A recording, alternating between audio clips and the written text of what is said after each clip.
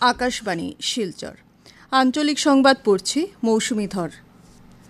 প্রধানমন্ত্রী নরেন্দ্র মোদীর অধ্যক্ষতায় গতকাল কেন্দ্রীয় মন্ত্রিসভার বৈঠকে প্রধানমন্ত্রী আবাস যোজনা শহরের দ্বিতীয় পর্যায়ের অনুমোদন জানানো হয়েছে।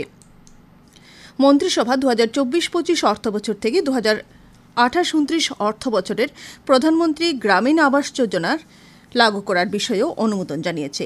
কেন্দ্রীয় তথ্য ও সম্প্রচার মন্ত্রী অশ্বিনী বৈষ্ণব গতকাল সাংবাদিকদের একথা জানান। বাংলাদেশের বর্তমান পরিস্থিতির পরিপ্রেক্ষিতে ভারত বাংলাদেশ সীমান্ত পর্যবেক্ষণের জন্য কেন্দ্রীয় সরকারের স্বরাষ্ট্র মন্ত্রণালয় একটি উচ্চ পর্যায়ের কমিটি গঠন করেছে। এই কমিটি বাংলাদেশে থাকা ভারতীয় নাগরিক এবং সে দেশের সংখ্যালঘু সম্প্রদায়ের লোকেদের সুরক্ষার দিকটির প্রতি লক্ষ্য রেখে বাংলাদেশ কর্তৃপক্ষের সঙ্গে যোগাযোগ বজায় রাখবে। সীমান্ত সুরক্ষা বাহিনী বিএসএফ এর ইস্টার্ন কমান্ডের অতিরিক্ত সঞ্চালক প্রধানকে এই কমিটির অধ্যক্ষের দায়িত্ব দেওয়া হয়েছে। কেন্দ্রীয় স্বরাষ্ট্র মন্ত্রণালয়ের সীমান্ত ব্যবস্থাপনা বিভাগের গঠন করে দেওয়া এই কমিটির অন্য 4 সদস্য হিসেবে বিএসএফের দক্ষিণবঙ্গ সীমান্ত মুখ্য কার্যালয়ের মহাপরিদর্শক, সীমান্ত নিরাপত্তা বাহিনীর ত্রিপুরা মুখ্য কার্যালয়ের মহাপরিদর্শক, স্থল বন্দর কর্তৃপক্ষের উন্নয়ন ও পরিকল্পনা বিভাগের সদস্য এবং এই বিভাগের সচিবকেও রাখা হয়েছে। এদিকে প্রতিবেশী রাষ্ট্র বাংলাদেশের অশান্ত পরিস্থিতি এবং ভারতের সীমা সুরক্ষা সম্পর্কে আসামের মুখ্যমন্ত্রী ড হিমন্ত বিশ্ব শর্মা প্রতিক্রিয়া ব্যক্ত করে বলেছেন যে কেন্দ্রীয় সরকারের নির্দেশ অনুযায়ী ভারত বাংলাদেশ আন্তর্জাতিক সীমান্ত সম্প্রতি বন্ধ করে রাখা হয়েছে। মুখ্যমন্ত্রী সম্প্রতি সংবাদ মাধ্যমের কাছে এই বিষয়ে জানিয়ে বলেন যে কেবলমাত্র পাসপোর্ট থাকা শিক্ষার্থীরাই বাংলাদেশ থেকে ভারতে প্রবেশ করতে পারবে। পাসপোর্ট ছাড়া কোনো লোককে বাংলাদেশ থেকে ভারতে প্রবেশ করতে দেওয়া হবে না বলে তিনি স্পষ্ট করে দিয়েছেন। এদিকে আসাম পুলিশের সঞ্চালক প্রধান জিপি সিং বলেছেন যে আসাম পুলিশ বাংলাদেশের সাম্প্রতিক পরিস্থিতি পর্যালোচনা করে চলেছে। এর অংশ হিসেবে সীমান্তে নিরাপত্তা ব্যবস্থা আরও জোরদার করা হয়েছে এবং সীমান্ত সুরক্ষা বাহিনীও সক্রিয় রয়েছে বলে তিনি উল্লেখ করেন।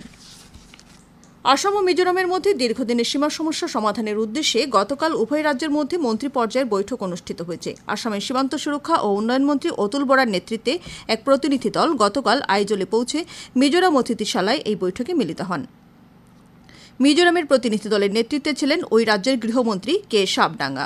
উভয় রাজ্যের মন্ত্রীরা এই সম্পর্কে একটি সাংবাদিক সম্মেলন সম্বোধন করেন। উল্লেখ্য, মুখ্যমন্ত্রী লালডোমহা নেতৃত্বাধীন জোরাম পিপলস মুভমেন্ট দল শাসনে আসার পর এটি উভয় দেশের মধ্যে প্রথম সীমা সংক্রান্ত বিষয়ে বৈঠক হিসেবে পরিগণিত হয়েছে। প্যারিস অলিম্পিকে ভারতীয় কুস্তিগির অমান শেরাবত পুরুষের 57 কিলোগ্রাম শাখায় ব্রোঞ্জ পদক অর্জন করেছেন। এদিকে ভারতীয় অ্যাথলেট নীরজ চোপড়া পুলিশের জ্যাভলিন থ্রোয়ে রূপোর পদক অর্জন করে অ্যাথলেটিক্সে দুবার পদক অর্জন করা ভারতীয় অ্যাথলেটিক্সে ট্র্যাক অ্যান্ড ফিল্ড হিসেবে পরিগণিত হয়েছেন। রাষ্ট্রপতি দ্রৌপদী মুর্মু ও প্রধানমন্ত্রী নরেন্দ্র মোদী উভয় খেলোয়াড়কে শুভেচ্ছা জানিয়েছেন। অরুণোদয় প্রকল্পের হিতাধিকারীরা চলতি মাসে আজ অর্থাৎ 10 আগস্টের পরিবর্তে 12 আগস্ট প্রকল্পের অর্থ লাভ করবেন। আজ এবং আগামীকাল সরকারি বন্ধ থাকার জন্য অরুণোদয় প্রকল্পের হিতাধিকারীরা এই মাসে প্রাপ্য 1250 টাকা 12 আগস্ট অর্থাৎ আগামী সোমবার লাভ করবেন। রাজ্য সরকারের গৃহ বিভাগ গতকাল এক প্রেস বিবৃতির মাধ্যমে একথা জানিয়েছে। আসাম পুলিশের এসটিএফ আইজি পার্থসারথী মহন্ত এবং করিমগঞ্জের পুলিশ সুপার পার্থপ্রতিম দাসের নেতৃত্বে গতকাল রাতে করিমগঞ্জ বাইপাস এলাকায় অভিযান চালিয়ে বৃহৎ পরিমাণের ড্রাগস বাজেয়াপ্ত করা হয়েছে। এছাড়া ড্রাগস সরবরাহ করার অভিযোগে 4 জন লোককে গ্রেপ্তার করা হয়েছে এবং সরবরাহকারীদের ব্যবহার করা লরিটিও জব্দ করা হয়েছে। এসটিএফ এর আইজি শ্রী মহন্ত জানান যে গোপন সূত্রের খবরের ভিত্তিতে অভিযান চালিয়ে করিমগঞ্জ বাইপাসের একটি হোটেলের সামনে একটি লরিতে তল্লাশি চালিয়ে লরির গোপন চেম্বার থেকে 1300 গ্রাম হেরোইন এবং 3,50,000 ইয়াবা ট্যাবলেট বাজেয়াপ্ত করা হয়েছে। উদ্ধার করা সামগ্রীগুলোর বাজার মূল্য 115 কোটি টাকারও বেশি হবে বলে অনুমান করা হচ্ছে। প্রাথমিক তদন্তে এই ড্রাগস মিজোরাম থেকে অন্য কোথাও সরবরাহ করার পরিকল্পনা করা হয়েছিল বলে তিনি জানান। হাইলাকান্দি পুলিশ লালা রুরাল কলেজের এক ছাত্রকে সামাজিক মাধ্যমে আপত্তিকর মন্তব্য করা এবং দেশবিরোধী কার্যকলাপে জড়িত থাকার সন্দেহে গ্রেপ্তার করেছে। হাইলাকান্দির অতিরিক্ত পুলিশ সুপার সমীর দপ্তর বড়ুয়া গতকাল হাইলাকান্দিতে আয়োজিত এক সাংবাদিক সম্মেলনে জানান যে আমাদের হাইলাকান্দি নামের একটি ফেসবুক গ্রুপে লালা চন্দ্রপুর গ্রামের বাসিন্দা এবং লালা রুরাল কলেজের এক ছাত্র নিজেকে আল কায়দার সমর্থক বলে ঘোষণা করেছে।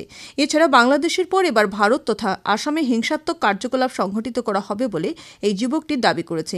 অতিরিক্ত পুলিশ সুপার শ্রী বড়ুয়া আরও জানান যে পুলিশ আটক যুবকটির সঙ্গে যোগাযোগ রাখা অন্য একজন ব্যক্তির সন্ধানে রয়েছে। এছাড়া পুলিশ আমাদের হাইলাকান্দি গ্রুপের অন্যান্য সদস্যদেরও জিজ্ঞাসাবাদ করছে। ধলাইন মাতৃভূমি কাপ প্রাইজমানি নকআউট ফুটবল প্রতিযোগিতার আজকের খেলায় মথুরাপুর এফসি এমএইচসি ক্লাবের বিরুদ্ধে খেলবে। ধলাই বাম নিত্যানন্দ উচ্চতর মাধ্যমিক বিদ্যালয়ের খেলার মাঠে আয়োজিত প্রতিযোগিতার গতকালের খেলায় বাম ডেভেলপমেন্ট ক্লাব ৬-১ গোলের ব্যবধানে বাঘখাল এফসি দলকে পরাজিত করেছে। আকাশবাণী শিলচর কেন্দ্রের আঞ্চলিক সংবাদ এখন থেকে আমাদের ইউটিউব চ্যানেল এআইআর নিউজ শিলচরের মাধ্যমেও শোনা যাচ্ছে। এছাড়া আমাদের Facebook page all India radio news শিলচরের মাধ্যমেও এই সংবাদ শোনা যাবে। আঞ্চলিক সংবাদ এখনকার মতো শেষ হল। পরবর্তী সংবাদ আজ রাত ৭:৪৫।